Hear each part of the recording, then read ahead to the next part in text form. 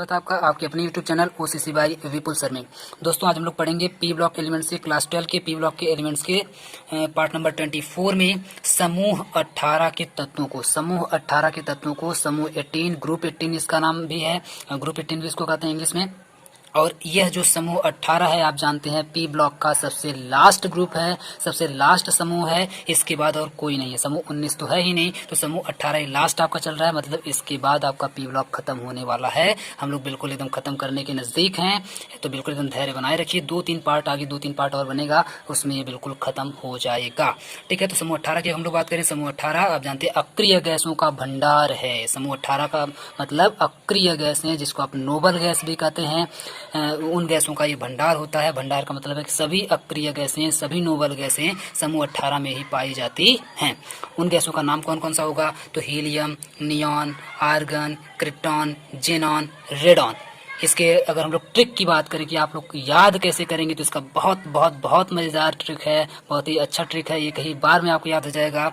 हे नीना अरे करीना जियो रबीना, हे नीना अरे करीना जियो रबीना। हे का मतलब हो जाएगा हीलियम, नीना का मतलब हो जाएगा नियॉन, अरे का मतलब हो जाएगा ऑर्गन, करीना का मतलब हो जाएगा क्रिप्टॉन, जियो का मतलब हो जाएगा जेनॉन और रबीना का मतलब हो जाएगा रेडॉन। इसके अगर इलेक्ट्रॉनिक विन्यास की बात करें तो इसका हो जाता है 1s2, वो इसका हो जाता है 1s2 2s2 2p6, इसका हो जाता है 1s2 2s2 2p6 3s2 3p6।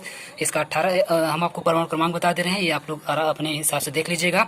2 हो जाएगा, फिर 8 जोड़ेंगे तो 10 हो जाएगा, फिर 8 जोड़ेंगे तो 18 हो जाएगा। यानी कि यहाँ से यहाँ आने के लिए आपको 2 जोड़ना है, फिर से आप 8 जोड़ना है, फिर से आपको 8 जोड़ना है, फिर आपको 18 जोड़ना है, फिर आपको 32 जोड़ना है और फिर से आपको 32 जोड़ना है। तो 8 8 18 18 32 32 इसका इस तरीके से करके होता है। आप लोग जोड़ते हुए चले जाएंगे, आराम से आपको परमाणु क्रमांक मिलता हुआ चला जाएगा, याद करने की जरूरत नहीं पड़ेगी। क्लियर है? इसका आप लोग इलेक्ट्रॉनिक विन्यास देख लेंगे और जब देखेंगे तो आपको याद आएगा कि सब के सब जितने भी इसमें सब सेल हैं, जितने भी यहाँ पे उपकोष हैं, सब की सब भरी हुई आपको देखेंगे। किसी में भी एक भी इलेक्ट्रॉन की कमी नहीं होगी, सब का सब बिल्कुल आपका भरा हुआ होगा। आप जानते हैं एस में 2 इलेक्ट्रॉन होता है, पी में 6 इलेक्ट्रॉन होता है, पी में 6 इलेक्ट्रॉन होता है, पी में 6 इलेक्ट्रॉन होता है, पी में 6 इलेक्ट्रॉन होता है, पी में 6 इलेक्ट्रॉन होता है। इसका मतलब है कि सभी की सभी लास्ट वाली कक्षक भरी हुई हैं और भरी हुई होने के कारण ही यह किसी से क्रिया नहीं करती है। जब किसी से क्रिया नहीं करती है तो इसलिए इसको बोला जाता है कि ये जितनी भी गैसें हैं सब की सब अक्रिय गैसें हैं या फिर नोबल गैसेस हैं। ठीक है, ये आप लोग याद रखेंगे। और इसके लास्ट वाले इलेक्ट्रॉन अगर आप लोग देखेंगे तो सबके सब पी में इंटर हो रहे हैं, सबके सब पी में जा रहे हैं, जिसकी वजह से भी इसको बोला जाता है पी ब्लॉक का एलिमेंट।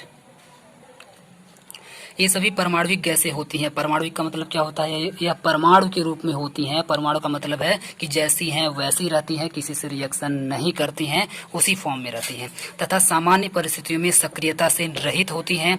सामान्य परिस्थितियों में आप इसको कहीं पर भी खुला छोड़ दीजिए, कोई रिएक्शन नहीं होगा। ठीक है, अतः इन गैसों को पहले निष्क्रिय गैस, निष्क्रिय का मतलब होता है इनर्ट गैसेस। देखिए एक और इसका नाम होता है इनर्ट गैसेस, इंग्लिश में बोलते हैं इनर्ट या फिर हिंदी में बोलते हैं निष्क्रिय गैसेस, इसको कहा जाता है। सन 1962 में तथा इसके बाद यह ज्ञात किया गया कि इन तत्वों में भी अल्प मात्रा में रासायनिक सक्रियता पाई जाती है। याद रखिएगा, सन 1962 के पहले तो हमको ये पता था कि ये पूरी तरह से निष्क्रिय होती हैं, थोड़ा भी रिएक्शन नहीं करती, कहीं पर भी छोड़ दो कोई रिएक्शन नहीं होगा, कोई मतलब नहीं निकलेगा।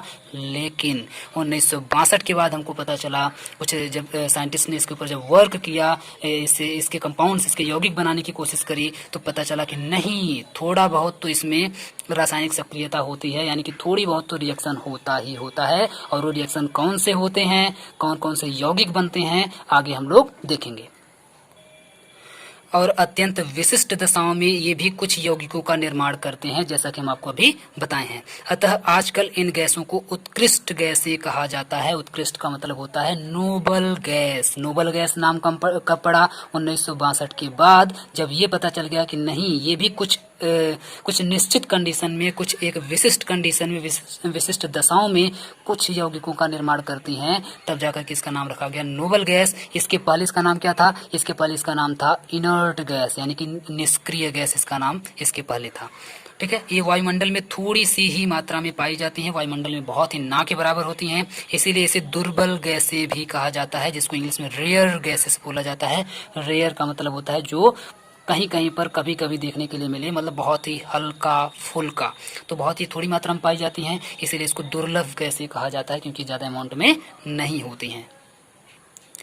ये गैसें मेंडलीव के समय में भी ज्ञात नहीं थी, इसीलिए मेंडलीव ने आवर्त सारणी में इन्हें कोई स्थान नहीं दिया था। सोचिए, जब मेंडलीव आवर्त सारणी बना रहे थे उस समय भी इनर्ट गैसेस यानी कि नोबल गैसेस, ये सभी गैसें पता ही नहीं थी कि इस गैसें भी होती हैं।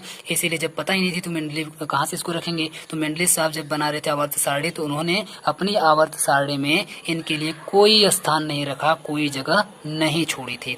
इनकी खोज के बाद इन्हें आवर्त सारणी में एक नए समूह के रूप में रखा गया, जिसे शून्य समूह का नाम भी दिया गया है, जिसे शून्य समूह भी कहा जाता है या फिर समूह 18 भी कहा जाता है। जब जोड़ा गया तो इसका नाम रखा गया शून्य समूह, लेकिन IUPAC परिपाटी के अनुसार इस समूह को आजकल समूह 18 भी कहा जाता है। तो IUPAC ने कहा कि नहीं, इसका नाम शून्य ना होकर के समूह 18 होना चाहिए, तो इसीलिए आजकल इसको समूह 18 के नाम से जाना जाता है। इसके पहले इसको शून्य समूह के तत्व भी कहा जाता था, याद रखिएगा, ठीक है। अब आते हैं इसकी भौतिक अवस्था पर। भौतिक गुण को पढ़ते हैं। भौतिक गुण में सबसे पहले भौतिक अवस्था। इसकी भौतिक अवस्थाएं क्या होती हैं? तो सभी उत्कृष्ट गैसें रंगहीन होती हैं, गंधहीन होती हैं तथा स्वादहीन होती हैं, यानी कि इनका ना ही कोई रंग होता है, ना ही कोई स्मेल होती है और ना ही कोई स्वाद होता है, एकदम पानी की तरह से होती हैं। ये सभी एक परमाणुविक गैसें होती हैं, यानी जैसे आप क्लोरीन को देख रहे थे पिछले वीडियोज में, तो क्लोरीन आप देखेंगे Cl2 के फॉर्म में होता है, तो Cl2 में 2 बार क्लोरीन है। लेकिन इसको अगर आप लोग देखेंगे तो हीलियम देखेंगे सिर्फ He के फॉर्म में होगा, नियॉन आप देखेंगे सिर्फ Ne होगा, यानी कि Ne2 He2 करके नहीं होता है हमेशा, ठीक है। तो एक परमाणु का मतलब है एक ही परमाणु मिलकर के पूरा यौगिक बना लेता है, तो एक परमाणु एक गैसे भी इसको कहा जाता है। नेक्स्ट रीडिंग है परमाणुविक त्रिज्या। उत्कृष्ट गैसों की परमाणुविक त्रिज्याएं वास्तव में वांडरवाल त्रिज्याएं होती हैं। तो याद रखिएगा, उत्कृष्ट गैसें यानी कि नोबल गैसों की परमाणुविक त्रिज्याओं को वांडरवाल त्रिज्याएं भी कहा जाता है। दाएं से बाएं जाने पर, जब आप लोग लेफ्ट से राइट जाएंगे, इधर से इधर जाएंगे तो जाते समय, तथा ऊपर से नीचे आने पर इनकी त्रिज्याएं बढ़ती हैं। जब आप लोग दाएं से बाएं जाएंगे और ऊपर से नीचे आएंगे तो इनकी त्रिज्याएं बढ़ेंगी, याद रखिएगा, बढ़ेंगी। और इनका एक दूसरा नाम भी होता है वांडरवाल त्रिज्या। वांडरवाल त्रिज्या। गलनांक और क्वथनांक की बात की जाए तो उत्कृष्ट गैसों के गलनांक तथा क्वथनांक दाएं से बाएं जाने पर कम होते हैं, यानी कि दाएं से बाएं, लेफ्ट से राइट अगर आप लोग जाएंगे तो जाने के बाद आप देखेंगे कि गलनांक और क्वथनांक दोनों ही कम होते जाते हैं, ठीक है, कम होते हैं तथा नीचे आने पर बढ़ते जाते हैं। ऊपर से नीचे अगर आप लोग आएंगे तो बढ़ते जाएंगे, जबकि दाएं से बाएं जाएंगे तो घटते जाते हैं। एक लास्ट रीडिंग, आयनन ऊर्जा। आयनन ऊर्जा की बात करें तो इन तत्वों की आयनन ऊर्जा का मान आवर्त सारणी में सबसे अधिक होता है। तो याद रखिएगा, आयनन ऊर्जा सबसे अधिक किसकी होती है? तो आयनन ऊर्जा सबसे अधिक होती है समूह 18 के तत्वों की, हेनेना, अरेकरीना, जियोरबिना की, ठीक है। ये बात याद रखिएगा आयनन ऊर्जा के संदर्भ में। एक और हेडिंग देख लेते हैं, जल में विलेयता। तो उत्कृष्ट गैसें जल में अल्प विलेय होती हैं, He की सबसे कम होती है। याद रखिएगा, उत्कृष्ट यानी कि जो नोबल गैसें होती हैं वो जल में अल्प विलेय होती हैं, जल्दी घुलती नहीं हैं, जबकि He यानी कि हीलियम जो होती है, हीलियम सबसे कम विलेय होती है, सबसे ज्यादा कम विलेय होती है, ठीक है। तो यह जल में विलेयता की बात करें तो सबसे अल्प विलेय होती है। आज के लिए इतना ही, बाकी का हम लोग देखेंगे, बाकी कहानी हम लोग देखेंगे पार्ट नंबर 25 में। तो वेट करिए बिल्कुल, पार्ट नंबर 25 में हम लोग पढ़ेंगे जेनान के यौगिक को। तो अगर आपको वीडियोज पसंद आ रहे हैं, मजा आ रहा है बिल्कुल पढ़ करके, तो प्लीज़ अपने सभी दोस्तों में शेयर करिए, फटाफट शेयर करिए। पूरा वीडियो देखने के लिए बहुत बहुत धन्यवाद।